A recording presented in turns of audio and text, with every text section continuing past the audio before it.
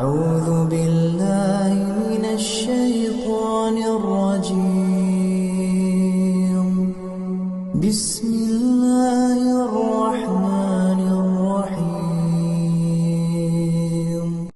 قل إنما أدعو ربي ولا أشرك به أحدا قل إني لا أملك لكم ضرا ولا رشدا قل إني لن يجيرني من الله أحد ولن أجد من دونه ملتحدا إلا بلاغا من الله ورسالاته ومن يعص الله ورسوله فإن